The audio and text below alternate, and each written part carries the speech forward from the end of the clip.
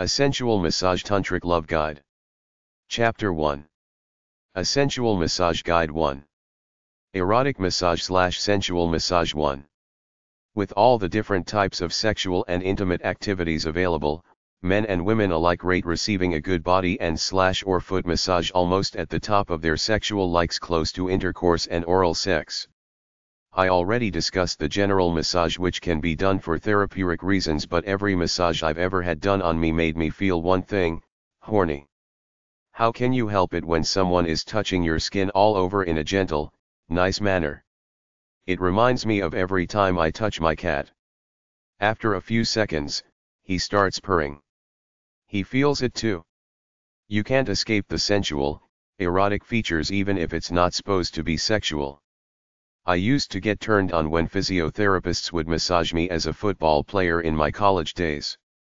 I'm not gay, but the touch on your skin like that is so stimulating. To me, a massage can never not be about feeling sexually turned on, which is why I will never go for a therapeutic massage anywhere, because it will simply make me horny at an inopportune place where this masseuse is supposedly giving you a non-sexual massage. To me, there is no such thing as a non-sensual, non-sexual massage. Anyway, having said all that, you know that I believe any massage is the gateway to horny feelings in both genders through this indirect route. A handjob plus oral sex is the exact opposite. It's a focus on manual and oral stimulation of the genital area in order to get someone off or get them close to getting off. An erotic massage is right in the middle of these two extremes. The full body massage is not non-sexual. It's explicitly sexual. You are always close to the erotic zones: the genitals, the tits, the ass, the perineum, the back of the neck, the head, the lips, neck, etc. Combine a full body massage with a genital massage with sex and lust in your soul. With strong, soft, supple hands, you can turn anyone on. Although a natural can do quite well without any learning, massage courses can't hurt. They can teach you a thing or two about the many different techniques. For instance, did you know that washing your lover's feet while massaging them is a sure way of turning them on? It shows humility, love, and sensuality all in one act, and it leads right up into the genitals. Of the several inputs I've had about massage, they say do it on an empty stomach. Don't eat then give or get a massage. Do it afterwards. Taking a shower, warm bath, or sitting in a hot tub beforehand warms the body up. Afterwards, have the person lay down on either side while you start an erotic massage using lube, warm oils. Set the bottle in a bowl of hot water for a few minutes, and a variety of props like a feather, dust buster, a soft body brush, soft cloth, fur mittens, puppet mittens, etc. Use generous, loving strokes over the whole body with your hands and your sensual props, all the while lightly paying attention to the erotic areas. You want to get the whole body turned on, then pounce on the genitals, so to speak, to cap it all off with a combination hand-oral job which results in orgasm, male and female alike. Touch your lover's body with your erotic parts as you massage him or her. Press your chest into his or her back. Rub your cock or cunt into his body. Put your foot between his genitals. Be open to giving and receiving an erotic massage. Relax, let it go where it may. It's meant to arouse you. Think of it as a healing art. Use scented oils if you want. Some people use incense or a fragrance machine to add to the sensations. Erotic massage/sensual massage 2. Think of an erotic massage as a combination of sensuality and intimacy. Start slowly and build up the arousal of your partner over 10 to 15 minutes. Use soft background music. Make sure your hands are warm. Be relaxed and comfortable. Feel like a masseuse about to give an erotic massage. In order to give a great massage, you have to be in the mood and want to do it for the right reason, to bring pleasure to your partner. Start with a mutual bath or shower. Have your partner lay on the bed or on the floor. If he or she is uncomfortable about being naked, use a towel to cover the privates. Apply oil slowly and softly. Rub the oil into your hands first, then rub it into your partner's skin. Unless the oil has been warmed, it won't feel comfortable going directly from the bottle to your partner's skin. Stroking with your hands is instinct. The most important rules are to keep it gentle, constant and loving. I cover the types of strokes elsewhere, but that's not really important. Just do what you feel. Use the thumbs. Do circles, which is quite common. Use feathering, which is very light strokes with the tips of your fingers. Talk sensually while you give the massage. Apply lube on your lover's genitals any way you like as long as it's warm. Men and women alike like their entire genital areas vigorously kneaded and massaged with enough force for them to start to get off. If you're playing around the ass at the same time, the safety people say wear a latex glove and don't use that hand on the vagina or penis until you take it off, because you don't want to risk bacteria from the ass getting on the cock or cunt. Girls want their clit and whole vagina vigorously rubbed and licked. Guys want a hard hand job while having the balls and surrounding areas stimulated. Follow their lead. If they're moaning and enjoy what you're doing, keep doing it. Ask them what they want. Follow their rhythm. Most girls like a BIV or vaginal and anal penetration. Do some anal penetration on guys too with a gloved finger, a butt plug or vibrator. You have two hands. Use them both at the same time. Play with his balls. As you get near orgasm for either gender, follow their rhythm. Pick up the tempo until they come. Start off with full body play messing around, but when it gets near the end, it's all about hard strokes to get off. Don't let up. If you're on the way to orgasm, don't slow down or change grips. Keep doing it quickly. When they start to orgasm, don't stop the erotic massage. Keep doing it hard until the orgasm stops. Right after orgasm, let go of the genital area because it's usually sensitive. Kiss it if you want. Get a towel, place it down there for your lover to clean up when they're ready. Lay back and relax with your lover. Share a drink together. Hopefully, they will do the same for you. A Greek massage is getting your balls massaged by her ass.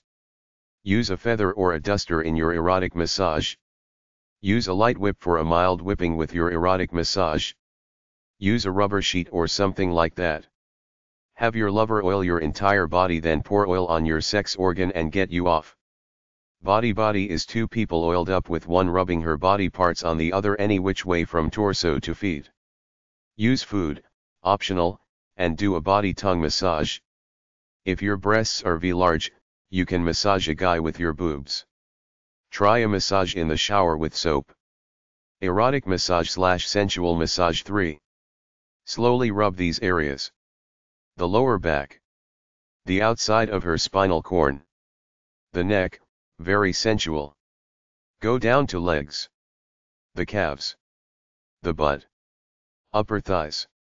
Near the genitals. Breasts. Nipples. Stomach to breasts. Suck her nipples. The sex organ. Help your partner relax. Prepare the space to be comfortable. Use candles, incense, soft lighting, etc. One partner receives a massage first, then gives the other a massage. For most people, give the massage on a table like the dining room table unless you want to buy a massage table. You can do it on your knees while your lover lays on a bed. Start with a general body massage, then move to the erotic centers. Get your partner aroused, then hold the arousal for at least 10 minutes. After a while, do the happy ending, a focus on the genitals to get off. Talk erotically. Change the pace, slow, fast, etc. Think of a hand job or clit oral stimulation preceded by a body massage. Use lubricants and massage oil. Vegetable oil will do. Warm them up by putting them in a bowl of hot water first. Have short fingernails. Feel free to say what you want. Feel free to ask what he or she wants, like for touch to be harder or lighter, to take a break, to go for the genitals, etc. Don't use just hands. Touch with your chest, lips, forearm, etc. Touch his legs with your legs and genitals. Make soft eye contact and smile. People often start by massaging the back, legs and feet, then the guy turns over to his stomach. Massage to arousal, maintain that for only so long. I generally think 10 minutes of maintenance arousal is enough before trying to get the person off. Some people say do the peaking thing, get the lover close to orgasm then back off. Do this 4 times then give them the orgasm. Use a vibrator during the massage. When you're finished, cuddle up and lay together. Erotic breathing is breathing together, synchronizing the breathing between the two of you. Try a blindfold. Use music. Take a shower together. Try using 2 hands to massage rather than just one. Tease the nipples. Rub the perineum. Stick a gloved finger in the ass. Massage the genitals as though you're massaging the chest. Really go at it. In the end, the guy just wants an old-fashioned hand job. Try to be touchy-feely with your mate. Hug and kiss whenever you say hello and goodbye. Make each other feel loved and wanted. People want to touch and be touched, but most are too self-conscious and repressed to do it. Physical contact can infuse people with pleasure, a sense of well-being and belonging. Touch shows deep affection for the giver and receiver. If you and your mate want to learn the art of touch, look around for a local massage course. If there isn't one, you can teach each other by doing moves you read from an online massage course. Try the sex section at the library #613.96. Let go of the anxiety and explore your lover's skin. Have them tell you where your touch feels the best.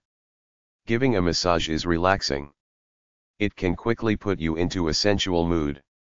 Find a quiet place, maybe on the bed, on the floor or the kitchen table. Chances are you don't have a massage table. Put on some romantic music. Relax, go where the sensuous gods take you. Go slowly and lovingly. Rub your hands together to warm them up. Don't use cold massage oil. You can put it by a heater or put it in a pot of boiling water for a minute. You could put some in a dish and put it in a microwave oven.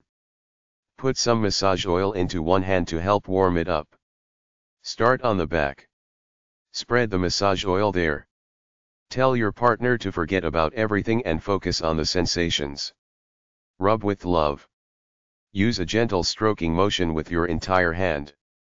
Use both hands. Stroke top down, bottom up, side to side, circular, counterclockwise, trace the letters of the alphabet out, etc. Gradually increase the pressure and speed if you're trying to get the other person aroused as opposed to a regular massage.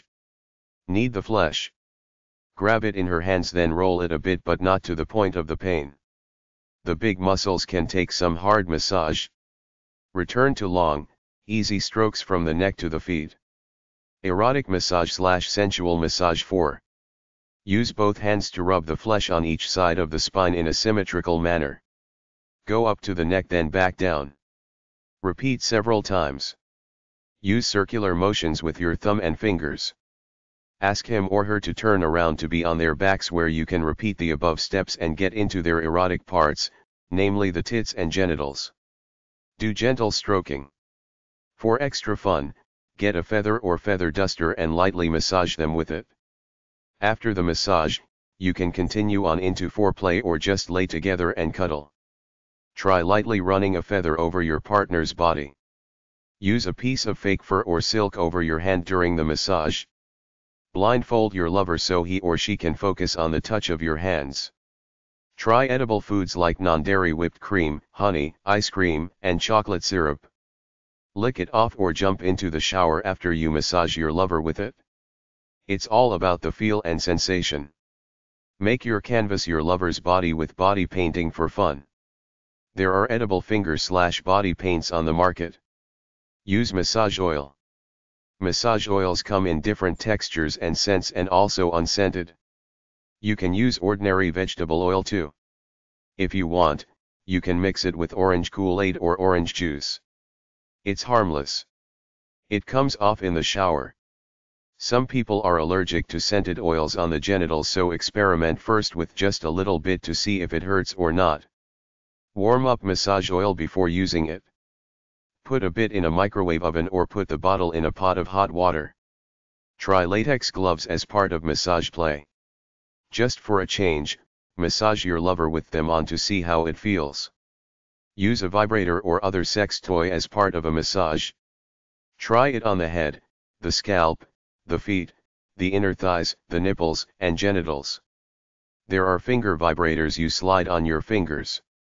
Words to describe types of touch: biting, blowing, bufferfully kissing, caressing, chewing, circling, cold, cupping, dry humping, extended, fast, fisting, flicking, flogging, grabbing, grinding, gripping, groping, hard, holding, hot, jiggling, kicking, kissing, kneading, lashing, licking, loving, massaging, nibbling, penetrating, petting, pinching, poking, pounding, pressing, pulling, punching, punching, pushing, releasing, restraining, rough, rubbing, scraping, scratching, shaking, shoving, slapping, slow, smacking, smoothing, smothering, soft, spooning, spreading, squeezing, stepping, sucking, tapping, teasing, tickling, twisting, up and down, vibrating, wet, whipping, wrapping, yanking. Sensual massage one-liners. There are sexual massage books at #613.96 at the library. An early one is The Joy of Sex by Alex Comfort, which is basically a massage book. This book has been copied by others. Instead of drawings like Alex Comfort's book had, the newer ones have photographs. It's kind of like porn at the library or the bookstore. Stuffy people can pretend they're buying these books for educational reasons.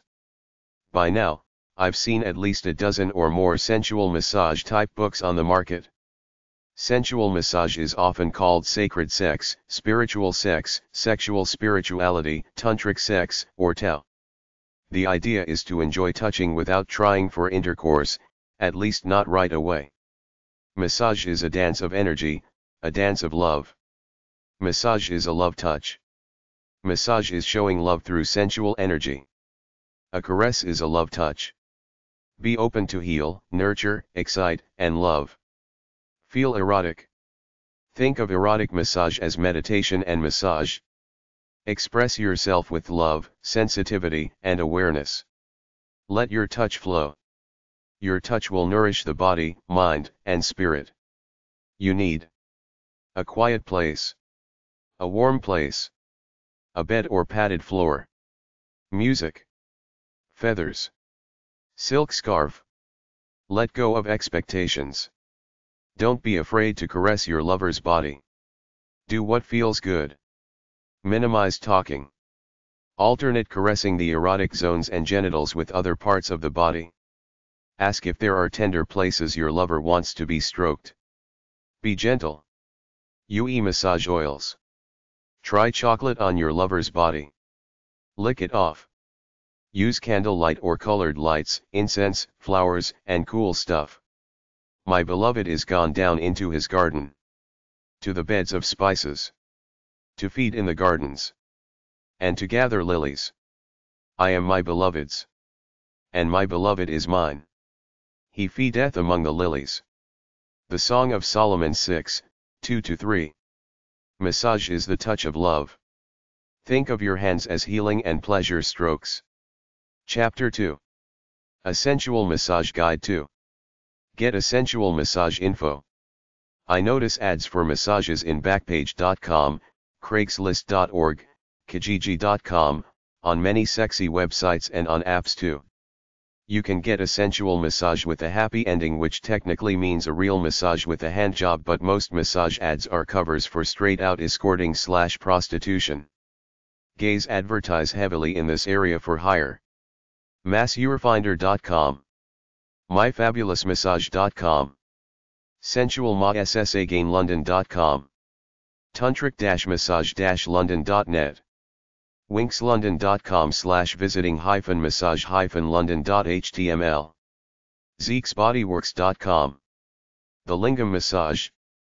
The Sanskrit word for the male sexual organ is lingam, pronounced ling-ahm. Ling rhymes with sing, and is loosely translated as wand of light.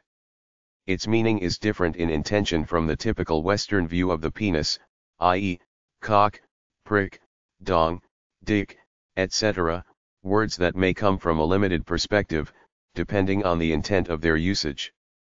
In Tantra/sacred sexuality, the lingam is respectfully viewed and honored, a wand of light that channels creative energy and pleasure. The purpose of the lingam massage is to create a space the receiver to relax, and receive expanded pleasure from his lingam. His partner, the giver, experiences the joy of facilitating and witnessing the man surrendering to his softer, gentler side. The lingam massage can be used as a form of safer sex, when latex gloves are used, and is an excellent process to build trust and intimacy. It is often used to help men heal from negative sexual conditioning and trauma. Orgasm is not the goal of the lingam massage, although it is often a pleasant and welcome side effect. The goal is to massage the lingam, also including testicles, perineum and sacred spot, the equivalent to the female G-spot, and allow the man to surrender to a form of pleasure he may not be used to. From this perspective, both receiver and giver relax into the massage. Men need to learn to relax and receive. Traditional sexual conditioning has the man in a doing and goal-oriented mode. The lingam massage allows the man to experience his softer, more receptive side and experience pleasure from a non-traditional perspective. Preparation. Take a relaxing bath or shower. Take your time and breathe deeply. Conscious, relaxed breathing will take you out of your mental process and will get you more into your feelings. Relax your belly and let go of the tension that most of us hold there. Go to the bathroom before beginning the massage. The best results occur when the bowels and bladder are empty. Let go of your thoughts and connect with your partner through hugging, holding, eye-gazing, looking into each other's eyes for an extended time, bringing both of you to a place of relaxation and trust. Procedure. Have the receiver lie on his back with pillows under his head so he can look up at his partner, giver. Place a pillow, covered with a towel, under his hips. His legs are to be spread apart with the knees slightly bent. Pillows or cushions under the knees will also help, and his genitals clearly exposed for the massage. The giver sits cross-legged between the receiver's legs. Before contacting the body, begin with deep, relaxed breathing. Gently massage the legs, abdomen, thighs, chest, nipples, etc., to get the receiver to relax. Remind the receiver to breathe deeply and to sink deeper into relaxation. Pour a small quantity of a high-quality oil, or water-based lubricant when using latex gloves, on the shaft of the lingam and testicles. Begin gently massaging the testicles, taking care to not cause pain in this sensitive area. Massage the scrotum gently, causing it to relax. Massage the area above the lingam, on the pubic bone. Massage the perineum, the area between the testicles and anus. Take your time. You are giving a massage to an often neglected area of the body. Massage the shaft of the lingam. Vary the speed and pressure. Gently squeeze the lingam at the base with your right hand, pull up and slide off and then alternate with your left hand.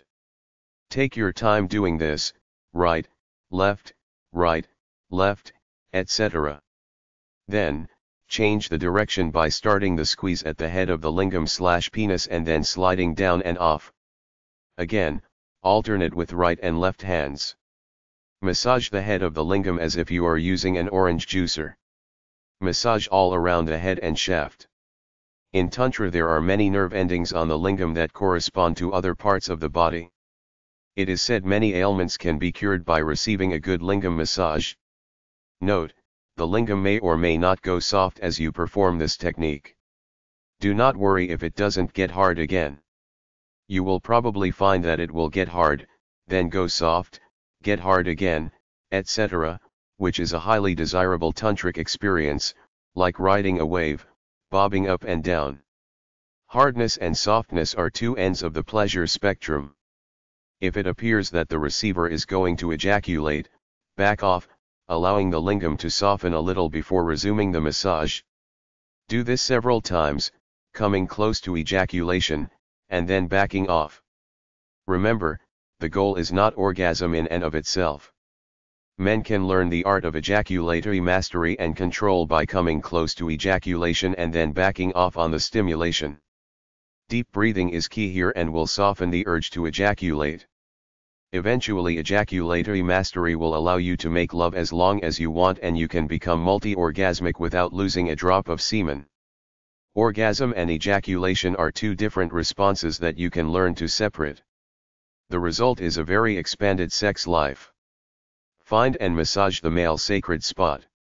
There are two ways to do this. One is by finding the spot midway between the testicles and anus. There is a small indentation about the size of a pea or maybe larger. Be gentle and push inward. He will feel the pressure deep inside and it may be intensely painful at first. Eventually, as this area is worked on and softened, he will be able to expand his orgasms and master ejaculatory control. You can massage his lingam with your right hand and massage his sacred spot with your left hand. Try pushing in on this spot when he nears ejaculation. It is aptly named the $1 million point in Taoism. The other way to access the sacred spot is through the anus.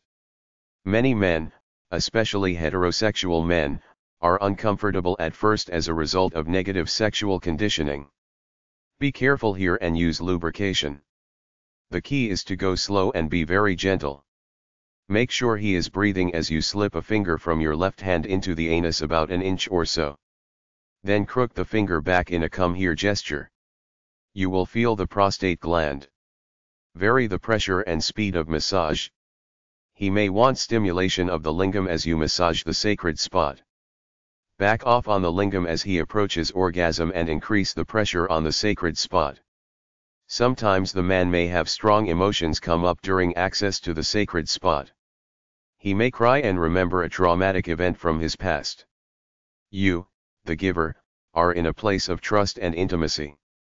Allow him to feel his emotions and be very loving, not trying to console or fix him, just let him feel whatever he needs to. Encourage him to scream, cry, moan, sob, if it feels appropriate. Be the best friend and healer he could have in that moment. Ending the massage. If he chooses to let go and ejaculate, encourage him to breathe deeply during the orgasm. It will blow his mind, especially if he has come close and held back at least 6 times before ejaculating. Holding back 6 times charges up the sexual battery with tremendous energy. It is then his choice as to where he wants to send this energy out with their ejaculate, the prevailing paradigm, or inward for other uses. Men who master ejaculation are able to channel this energy into other areas of their being.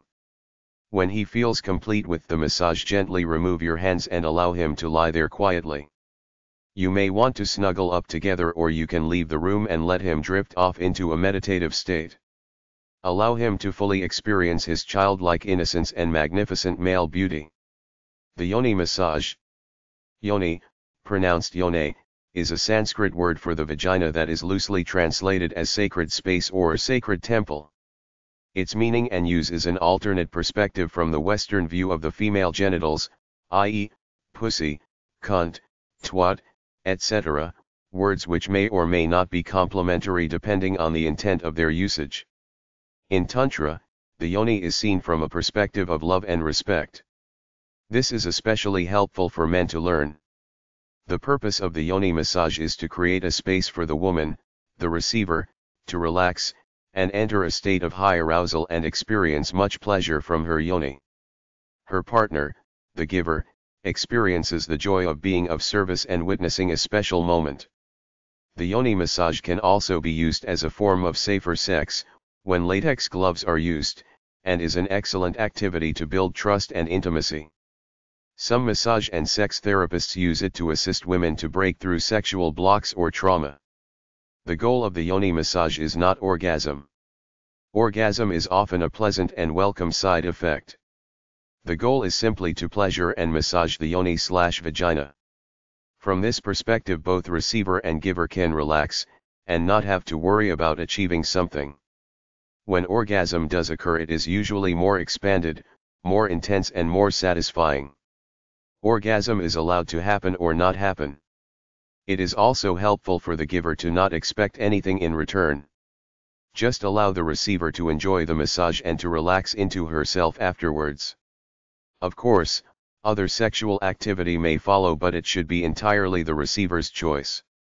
This perspective will build greater intimacy and trust, and will greatly expand your sexual horizons.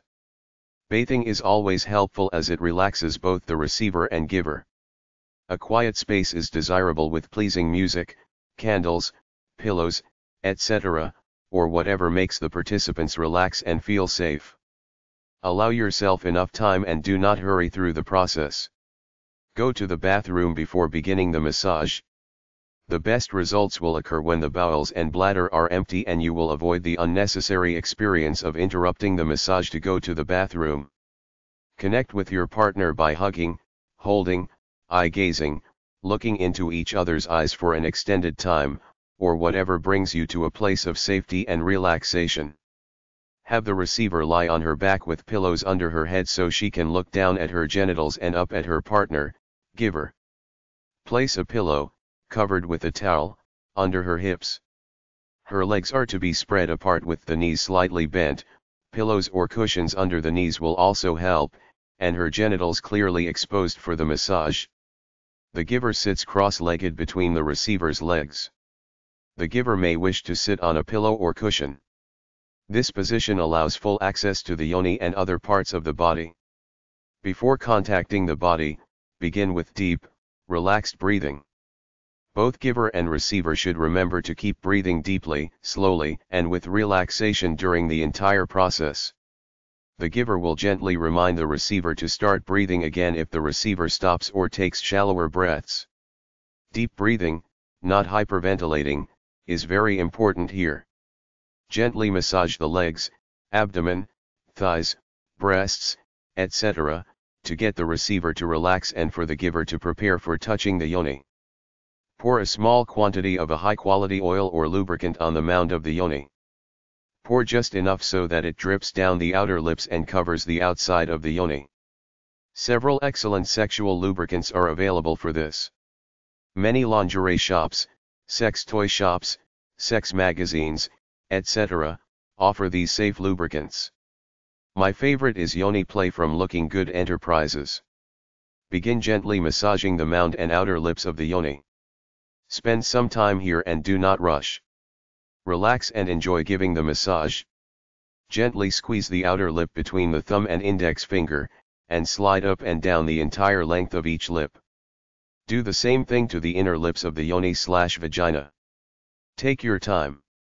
The receiver can massage her own breasts or may just relax and continue breathing deeply. It is helpful for giver and receiver to look into each other's eyes as much as possible. The receiver can tell the giver if the pressure, speed, depth, etc., needs to be increased or decreased. Limit your speaking and focus on the pleasurable sensations. It is my experience that too much talking gets one out of their feelings and diminishes the effects. Gently stroke the clitoris with clockwise and counterclockwise circles. Gently squeeze it between thumb and index fingers. Do this as a massage and not to get the receiver off. The receiver will undoubtedly become very aroused, but continue to encourage her to just relax and breathe. Slowly and with great care, insert the middle finger of your right hand into the yoni. There is a reason for using the right hand as opposed to the left. It has to do with polarity in Tantra. Very gently explore and massage the inside of the yoni/vagina with this finger. Take your time, be gentle, and feel up, down and sideways. Vary the depth, speed, and pressure. Remember, this is a massage and you're nurturing and relaxing the yoni. With your palm facing up, and the middle finger inside the yoni, move the middle finger in a come here gesture or crook back towards the palm. You will contact a spongy area of tissue just under the pubic bone, behind the clitoris. This is the G-spot, or in Tantra, the sacred spot. There are many excellent books that go into detail about this area.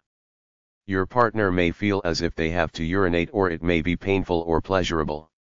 Again, vary the pressure, speed, and pattern of movement.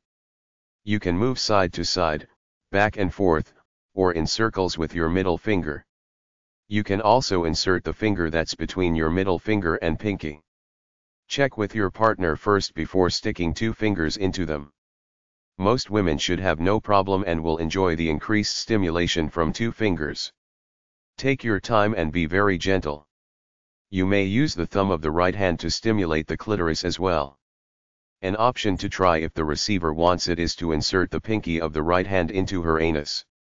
Ask her first and do not insert your pinky into her yoni/vagina after it has been in her anus. Use lubrication and be very gentle. In Tantra, it is said that when your pinky is in her anus, the next finger and middle finger in her yoni/vagina, and your thumb on your clitoris, you are holding one of the mysteries of the universe in your hand. So, what is your left hand doing all this time? You can use it to massage the breasts, abdomen, or clitoris. If you massage the clitoris, it's usually best to use your thumb in an up-down motion, with the rest of your hand resting on and massaging the mound. The dual stimulation of right and left hands will provide much pleasure for the receiver. I do not recommend using your left hand to touch your own genitals because it may take your focus off the receiver. Remember, this massage is for her pleasure, and much of the benefit comes from not only the physical stimulation but the intent as well. Continue massaging, trying different speeds, pressures, and motions. Keep breathing and looking into each other's eyes. She may have powerful emotions come up and may cry. Just keep breathing and be gentle. Many women have been sexually abused and need to be healed. A giving, loving, and patient partner can be of great value to her. If she has an orgasm, keep her breathing, and continue massaging if she wants. More orgasms may occur, each gaining in intensity. In Tantra, this is called riding the wave. Many women can learn how to be multi-orgasmic with the yoni massage and a very patient partner. Keep massaging until she tells you to stop. Very slowly, gently, and with respect, remove your hands. Allow her to just lay there and enjoy the afterglow of the yoni massage. Cuddling or holding is very soothing as well. As you learn to master the yoni massage, your sex life will be greatly enriched and you will learn a great deal about feminine sexuality. There is a similar massage for men called the lingam massage. Lingam is a Sanskrit word for the penis that means wand of light. I will post it some other time. You are the passage through which time flows. You are the emptiness that holds all space. You are the center that is everywhere, turning on itself in an endless dance of ecstasy. Judith Whitman Small. The happy ending massage. The happy ending massage is the massage commonly used in fake massage parlors that are really brothels. The girl will massage the guy's back, then ask him if he wants a happy ending for an extra $50. This is a straight hand job to ejaculation. The girl might first arouse the guy by massaging around his genitals, then ask if he wants a happy ending for an extra $50. Give your lover an erotic full body massage. A tit massage is rubbing your tits over his body including cock. Give your lover a genital massage, then finish it off with a hand job. For an added effect, blindfold the guy. Chapter 3. An Erotic Massage Website Guide. NikkiLundberg.com, free articles to help with your sensual vibe. She's got good articles. It was still there the last time I checked from 10 years ago. If her website is gone, find it at archive.org. Erotic Massage Websites 1. Books about massage and therapeutic touch are at hashtag 615.50-852 or RA780.5 and RZ400 at the library. guysnightlife.com/give-girl-sensual-erotic-massage. nikislessons.com. eroticmassage.com. eroticmassage.com, sensual massage videos and articles. abmp.com, 800-458-2267, bodywork and massage professionals. allsexguide.com/massage_101.htm. en.wikipedia.org/wiki/erotic_massage. eroticmassage.blogs.com. eroticmassage.ca. eroticmassage.com. loveflix.com/massage.htm. erotic massage websites too. lovehoney.co.uk. massagem4m.com/massage_education.cfm. massagemag.com. massageonline.net. massage-seek.com/hands/erotic/tantric-massage.htm. massagetherapy.com. massagetherapy101.com/massage-therapy/sensual-massage-therapy.aspx. masterstouchmassage.com, massage service, Las Vegas. mypleasure.com, erotic massage products. naughtyyouthings.com. sexynfo101.com/fp_eromas.shtml. tantare.com. theeroticreview.com, websites about escorts who give massages. massagefree.com, free massage lessons, general. bdsm/central.com/bdsm/tantricmail.htm, tantric massage, male. english.literatotica.com/story/showstory.php?ID =2481154, how to give a yoni massage by Selena Kidd. english.literotica.com 81/stories/showstory.php, ID =2481161, how to give a lingam massage by Selena Kidd. Chapter 2. The Hindu Tantra View of Love and Sex as Spirit. Tantra Philosophy Info. What is the quality of your inner life? How do you feel all the minutes of every day? Are you free from society's indoctrinating bullshit? Tantra is a Hindu discipline emphasizing the pursuit of Shakti/divine power as the path to eternal happiness and bliss. The word Tantra originates in Hindu Sanskrit. It means to extend, expand, and bring together.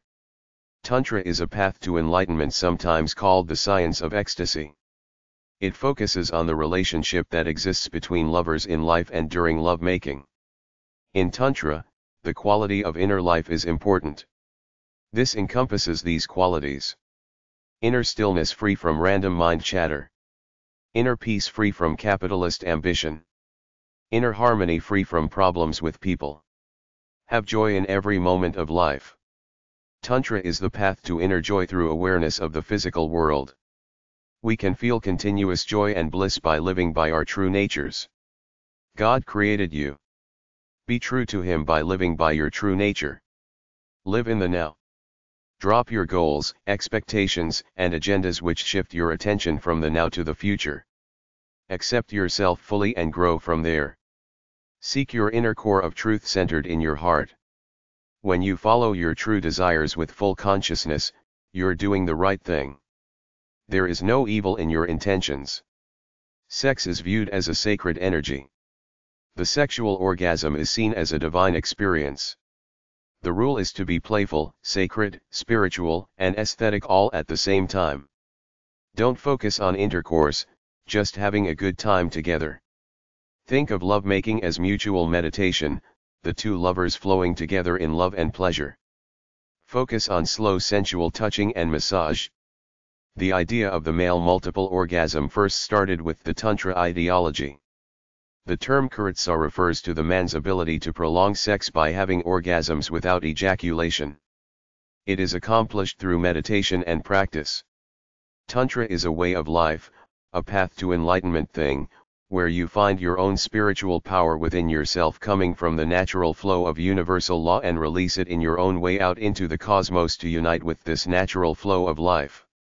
Tantra means to expand wisdom, the goal being to expand it enough to reach a transcendent, enlightened, inspired state where you're energetic, happy, and spiritually flowing all the time. Sex, love, and pleasure are all part of this flow, that you strive to live a wise, intellectual, analytical life and supplement it with the pursuit of the pleasure you naturally feel inside of you. In short, live out your spiritual, sexual, and intellectual self as full and vigorous as possible. The challenge is to go beyond the conventional to strive to reach the pure, noble things that reside within you. Tantric people throughout history were typically nonconformist who didn't necessarily buy into the culture around them and lived by what they felt inside instead. It's a celebration of the exploration and experience of life. They strive to be kind, cheerful and benevolent while living according to their inner standards. According to Tantric philosophy, we're all stuck with our bodies, we'll have pain and pleasure from them. We can learn from the pain and relish in the pleasure it brings us. The idea is to surrender to life whatever happens, both the painful and the pleasurable because it's all part of the human experience. When you surrender, you can ride the feelings more peacefully than if you struggle against them. Tantric means a test to extend oneself ultimately to the divine or transcendent. Tantric love is to extend the passion of lovemaking. Guys have a wand of light/lingam, girls have a sacred space, a yoni. The union is sacred pleasure, not strictly sexual but a sharing of life essences. Sex is sacred, going back to the essence of your soul and expressing it through romantic action. We're born from sex, we are sex, so partake unashamedly. Enjoy sex fully because it's life. Think spiritual sex beyond your sex organs to encompass the mind and soul. Tantrics are big on sharing the male and female essences like the gods Shiva and Shakti, Krishna and Radha, even going so far as to suggest that sex during menstruation is good because it unites the two bodily fluids, the menstrual blood and the semen. It's about the love bliss of the divine union between a man and a woman, his power and her softness. It's a state of enjoyment accompanied by a return to spontaneity. The basic tenets of Tantric philosophy, which are the keys to happiness, are to reduce suffering, pursue transcendence, radiance, freedom and pleasure. Believe in yourself, pursue your version of truth. Be a good person morally. Keep a stable, single state of self without going all over the place. Move towards wholeness, maturity, self-knowledge, good-heartedness and the discovery of your true natural potential. Let go of everything, all material possessions in order to follow the flow of life. Find the mystical, creative realm within yourself and use it for your own good and that of society. You might find a book or two on Tantra philosophy at #294.5 or BL 128.3 to BL 624 at the library. Tantric Love 1. Physical sensations are the gateway to deeper love. Tantra love is to weave two people together. Functional sex doesn't count. Sex with meaning does. Recently, within the realm of love, sex, and romance, Tantric love has become a bankable commodity. It's the latest buzzword/gimmick. I've seen at least a dozen different sources all claiming to be Tantric love and sex experts. Tantra appeared in India in the 3rd century AD, the premise of which joy is achieved through slow, non-orgasmic sex. Taoism is also an ancient philosophy originating in China that's basically the same as Tantra. The most basic point is that we in the West have sex too fast. Some condom company did a major study and found that the typical lovemaking session lasts less than 30 minutes long, while for tantrics, they say this is just a warm-up. They have to get into it slowly to transfer their loving, sexual energy into each other. The next major assumption is to not focus on orgasm-centered sex, to focus on the entirety of the experience. The way one tantric said it is to imagine the orgasm as 10 on a 1 to 10 scale. Instead of trying for one incredible 10 that leaves you limp, strive to go for a session where you stay at 7 to 8 most of the time, then finish it off with an orgasm if you want. Thirdly, there seems to be some connection left over from the archaic past in Hinduism and Chinese culture where the release of sperm was thought to drain energy, so they focus on men having sex by getting close to the point of orgasm and ejaculation, which are two distinct processes to train oneself to only have the orgasm and not the ejaculation. They also advocate this non-orgasm sexual connection to the extent that I've seen a few male tantric practitioners claim to enjoy great sex lives while going for weeks without ejaculating. Myself personally, I don't buy it, because at the moment of truth for me, there's no way in hell I'm gonna try to train myself to have the orgasm whilst not ejaculating the sperm. It's nature to expel the sperm, so I don't fight it as the subgroup tries to advocate. Tantric love is sending your sexual energy into your lover and he or she sending theirs into you as a kind of spiritual, vital, sacred essence, not just the transfer of liquids. It's traveling down the road of shared delicious experiences.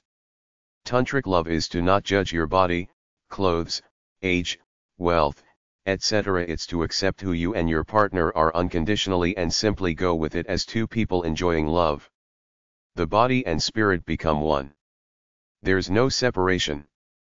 It's all about two people connecting, but it's not about connecting on just a one-dimensional sexual level. It's about connecting on a love intimate level, which leads to total bliss in all ways, not just sexually. The humanity, compassion, and love for one another is what matters. You don't do something to someone, you do something with them. That's a holistic experience, not just a technique or position. Love your body, love your life, and pass it on to your lover. Tantric love is meant to be communication with God. You channel your life energy, Kundalini, through the 7 energy points of the body called chakras to achieve sexual bliss. Briefly, the chakras are as follows. The first chakra, located in the perineum, the area between the anus and the genitals, is associated with the urge to survive. The second chakra, located in the genitals, is associated with sexual energy. The third chakra, located above the navel, is associated with the emotions of anger, fear, and jealousy. The fourth chakra, located in the heart, is associated with the emotions of love and compassion. The fifth chakra, located in the throat, is associated with creativity. The sixth chakra, located in the forehead, is associated with wisdom and intuition. The seventh chakra, located at the top of the head, is associated with enlightenment. There are also chakras in the hands, associated with giving and receiving, and chakras in the feet, associated with being connected to the earth. You can do this alone or with a partner to experience a meld of spiritual sexual enjoyment and hopefully, bliss. The 5 enjoyments are wine, meat, fish, cereal, grain, and sexual intercourse. Tantric sex, which originated in India, is ideologically similar to the Chinese concept of Taoist sex. Your body is your temple where you invite others. Sexual fulfillment is a discovery and expression of the spiritual fire within. Pure sex is a desire to connect erotically in a powerful, positive way. Great lovers make love and sex a priority in their lives, even over work. Classic Tantra uses breathing and meditation to prepare oneself for sex because they believe it's spiritual as well as physical.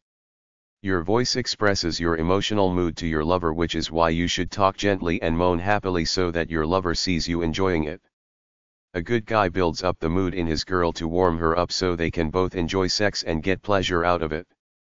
A good lover sparks his lover's intuitive loving feelings with herself. You're the source of your own pleasure.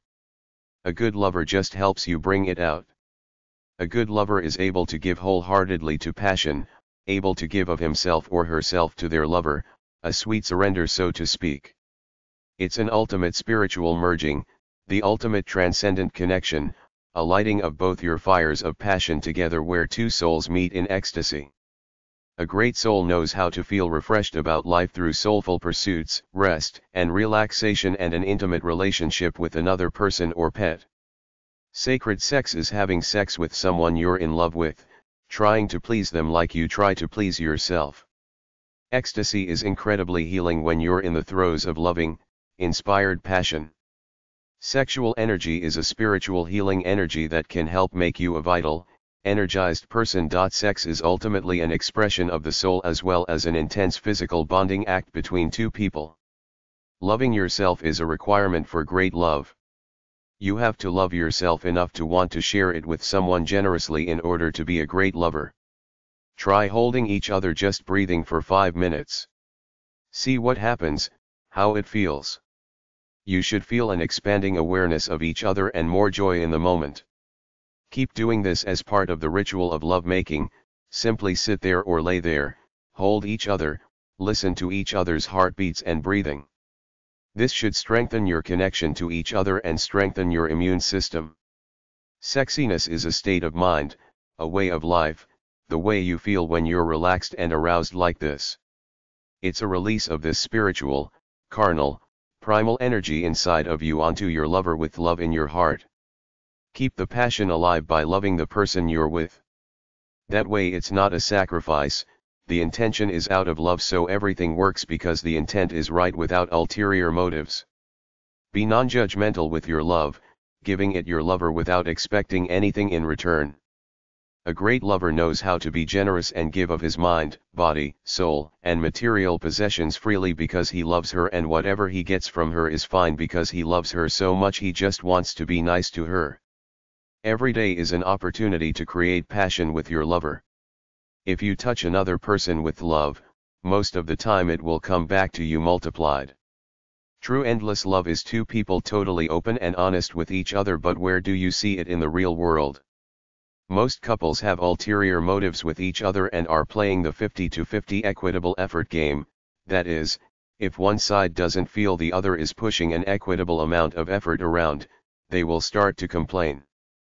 True love is to go with the flow, sometimes giving more, sometimes the other giving more. Tantric love is the ability to allow the energy flow out of you into your lover in a relaxed, strengthening, healing way. It's about the ability to ooze the pleasure of sexuality from your bones, not just about getting the big O and that's it. It's a continuous thing, not just limited to the sex act. A passionate lover is aesthetic and loving all the time, not just when you have sex. Tantra is melting and giving of yourself to your lover to open the two of you up. The orgasm is freeing and rejuvenating. Tantra is the celebration of our sensory experiences in the moment to try to reach higher states of bliss and transcendence. Your mind is your greatest tool. Use it, enhance sex and imagine great sex. Be soft, loving, and cheerful.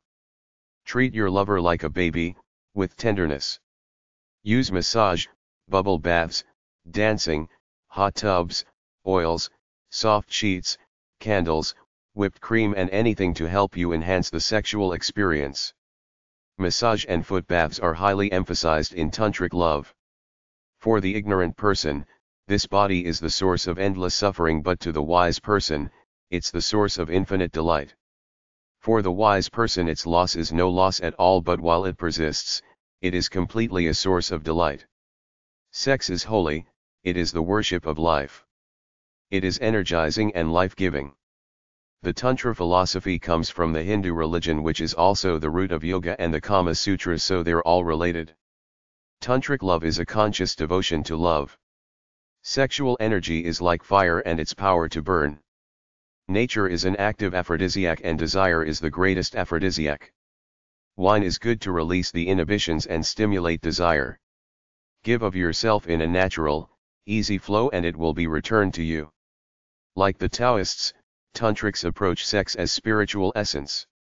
Intimacy does not come from sex, sex comes from intimacy.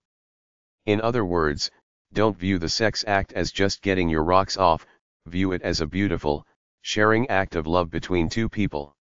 If you do that, you can't go wrong. Sex and soul are one. The ultimate is to transcend yourself, to feel a part of what is called the universal energy, such that when you're making love, you feel pure love, a natural extension of this universal flow of energy with no forethought of triviality whatsoever. You just become pure love in your mind and shower it onto your lover. The secret is to access this natural flow of love that lives inside of you, buried under layers of inhibitions and fear of looking foolish, rejection, or just fear of letting go. Tantric love 2. The art of Tantra is an ancient Eastern spiritual practice that dates back 4,000 years. In modern times its purity seems lost by being exploited as a money-making device both through the mass media and through companies selling all manner of tantric products from books to tapes to sex gadgets.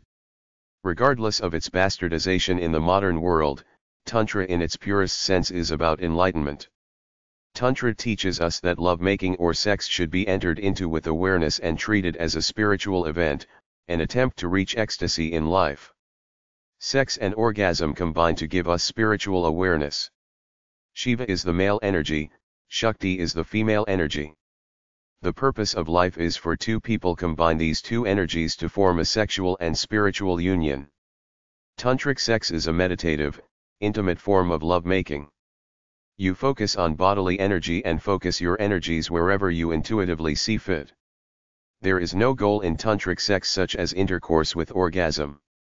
The focus is to have a soul meeting, physical and spiritual experience with your partner. The art of Tantra teaches followers to get away from orgasm/getting off thinking to treat sex as a sacrament of love.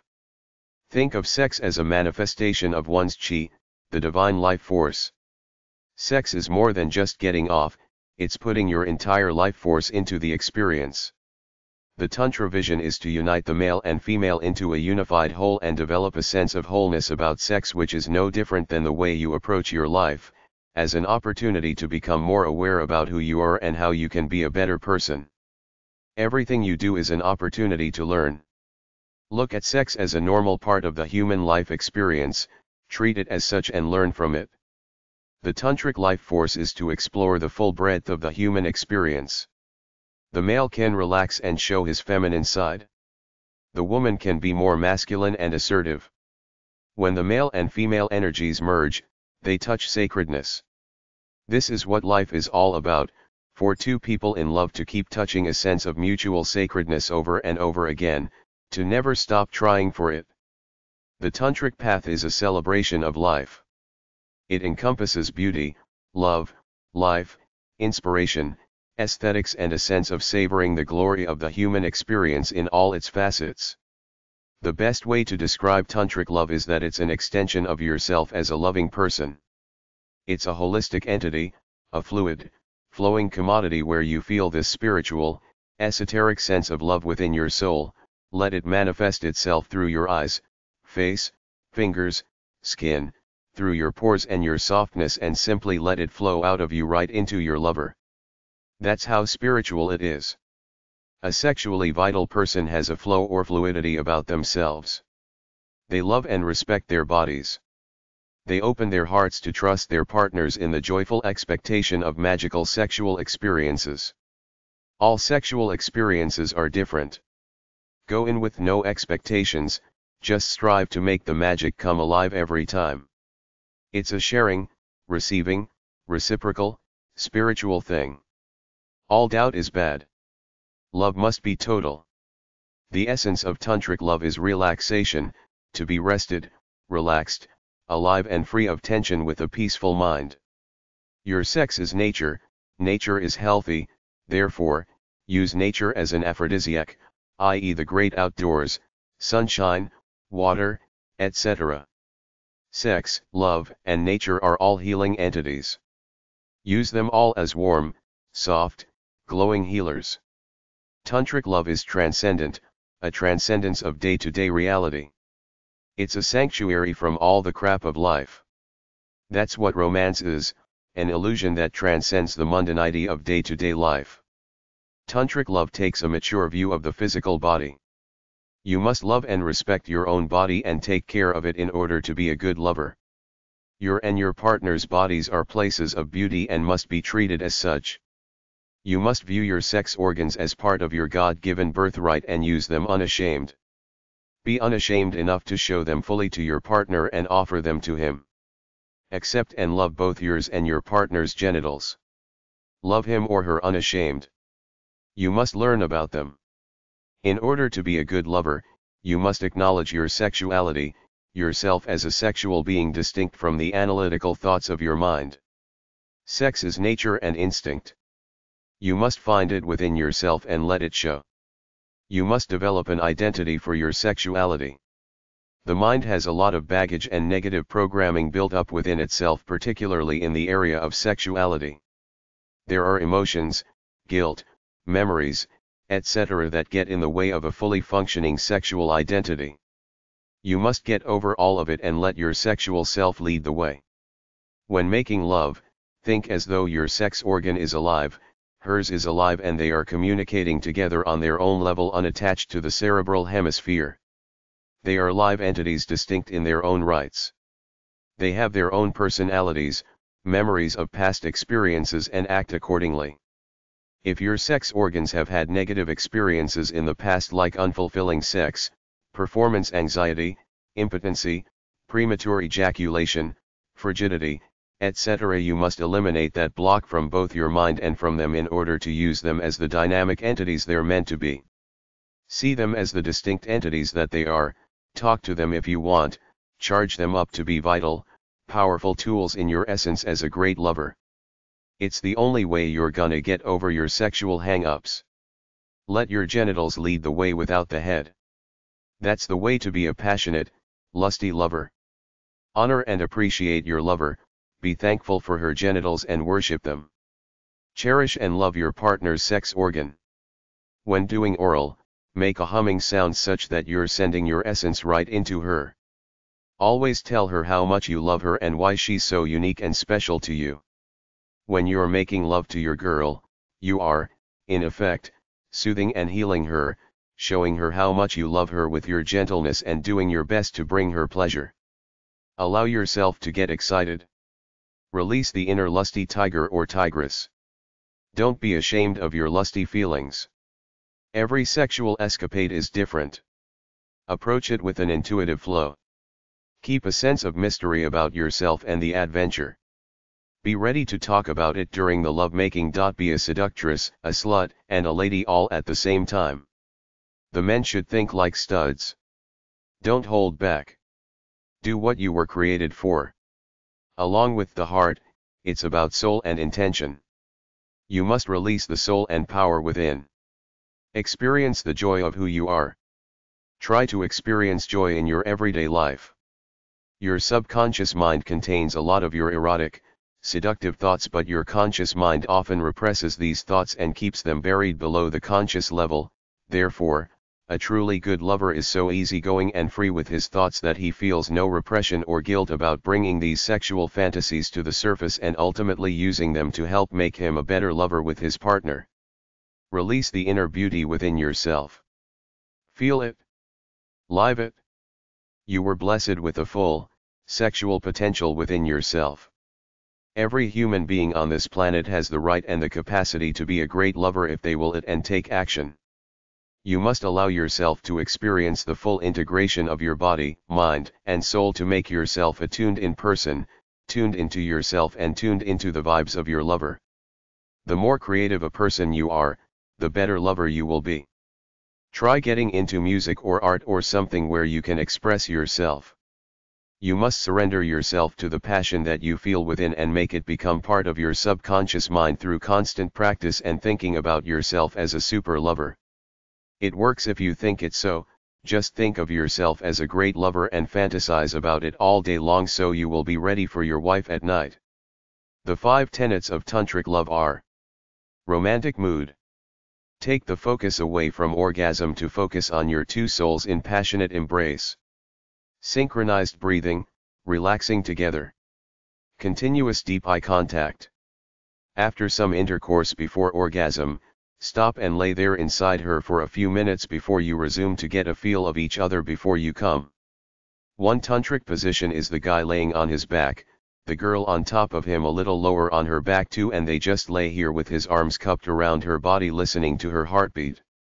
Think of yourself as a lusty stud and internalize it into your identity. You must turn your bedroom into a passionate, sensuous love pit. Make it an altar to love. Wear sexy clothes, use sexy things like toys and incense. Strive to make love your art form. One strange twist about tantric love is that although they talk about love and sex as divine entities that should be worshipped, They also believe that semen is the life energy of the male, and instead of ejaculating outside of himself, he should learn to get near the point of ejaculation, then hold the urethra or penis tight so there's retrograde ejaculation where the semen simply explodes in the body and stays there to be reabsorbed by the body, thus saving the man's strength. Kabaza is a form of tantric sex in which the male is passive and the female uses the contractions of her abdominal and vaginal muscles to pump his penis. You might find a few books about Tantric Buddhism at hashtag 294.392 at the library, and Tantric Sexual Instruction at hashtag 613.96. Tantric Sex Info 1. Orgasm is freeing and energizing. Great sex is a volcanic eruption of the senses. Stated simply, Tantric sex is a move away from the genitals and the orgasm to encompass a more holistic view which includes the pleasures of sex, but it is more heart-centered. Sexuality is combined with meditation and breathing to make a person more relaxed, erotic and spiritual. Like Taoism, Tantric sex is related to life energy. The assumption is that life energy begins at the base of the spine and in the sex organ area. Sex is a release of life energy, but it's not exclusively about releasing that energy through the sex organs, but to help this energy move up to higher chakras, levels, in the body, which go from the sex organs up to the top of the head. Tantric sex is more orgasm focused than Taoist sex, but they still also focus on the exchange of life/spiritual energy thing. The focus is on full body sex as opposed to genital centered sex. With genital centered sex, the orgasm lasts for several seconds, but with full body sex, the pleasure can last for hours. Full body orgasm has been described as enlightenment in the hedonistic sense. It's a process whereby you spread the enjoyment throughout the body for several minutes to several hours rather than simply accept the regular genital-centered orgasm for the few seconds it lasts. Think of it as a process of gaining control of your sexuality.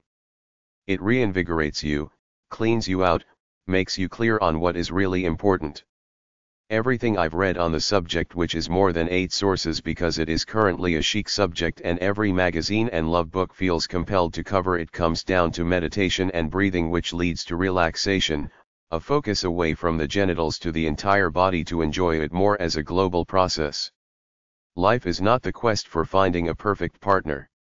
It's to try to be a great lover, not a perfect one, which is impossible. In fact, according to Tantric sex ideology, you live an erotic sexual vibe within yourself. You focus on your inner sexual vibe. If a worthy partner comes along, great. If not, you still have your own erotic vibe. You're relaxed enough to enjoy your life and your own sexuality. In fact, if you're more relaxed about yourself as a single and have an erotic vibe about yourself, you are much more likely to attract lovers, if you want them. Sexuality is attitude, a state of mind. It's really all inside of you. Your partner can help you by being sexy and erotic, but you form the thoughts that decide what is sexy and erotic and what is the opposite that turns you off. The means don't really matter. If you're focused on love, even self-love in cases of sex for one, relaxation, being erotic, able to visualize great sexy scenes and pleasure, you will get what you want. The trick is to live out this sensibility within yourself most or all of the time. Esoteric thinkers have labeled this finding the way to your subconscious mind, your essence, the river of life that lives inside of you.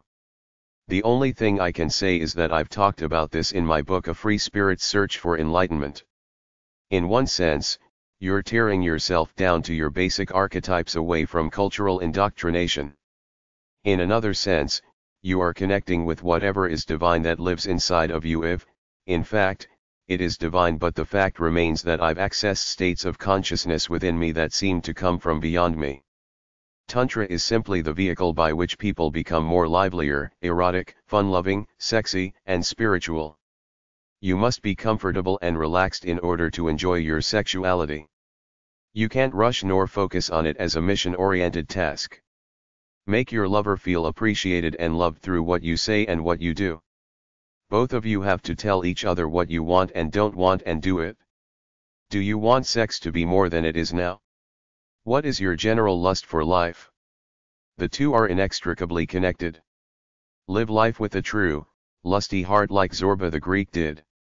Most people in Western society have guilt and repression associated with pleasure in general and sexuality due to Big Brother's agenda to make us all a bunch of patriotic, religious, ambitious capitalists. Get over it. Masturbate guilt-free. Make love to anyone guilt-free, without feeling deep down that you should be studying, working, or cleaning the house. Tantric sexuality is honoring oneself and honoring the couple. Just like Taoists have yin and yang, Tantrics have the lingam, male sexual energy, and yoni, the female sexual energy. Together, they make a whole. Think of sex as dissolving into a state of relaxation, peace, love, and happiness. See your body as a divine, sacred temple, and treat it that way. Think of your sex organs as beautiful things. By loving yourself, you should be able to open yourself up to love your lover from your soul in an all-encompassing, harmonious manner. Mahamudra is the great orgasm of the universe. This should be the way your orgasm is with your lover, from the heart, total, explosive. Make love. Let go of all of your barriers as you take the path towards pure bliss. One of the most common exercises I've seen written about in at least 6 different places is to sit cross-legged facing each other as close you can. Hold hands if you want, keep them apart, hold your hands up with palms touching or place one hand on your partner's chest, heart chakra, and the other on the partner's hand that is on your heart chakra. Look into your partner's eyes or at his or her third eye which is on the forehead, just above the eyebrows. Imagine a ball of radiant energy flowing from the base of your sex organs out through your eyes or third eye right into your partner. Breathe deeply in synchronicity as you do it. Do this for as long as you want, as often as you want. Some couples claim to do this for hours at a time, an exchange of each other's chakra energies. You can touch, massage, kiss and hug each other while you do this. The basic fundamentals of tantric sex are as follows. Meditate about sex, lovemaking, and your lover. Visualize whatever you want to do. Think of your sexual energy going from your genitals up through your chakras to the top of your head. Meditate on you and your lover as sex gods and goddesses. Worship each other. Live a relaxed lifestyle. Take care of yourself physically. When you make love/have sex, be relaxed about it. Focus on pleasing your lover. Let yourself be consumed by your passion. Don't hold back.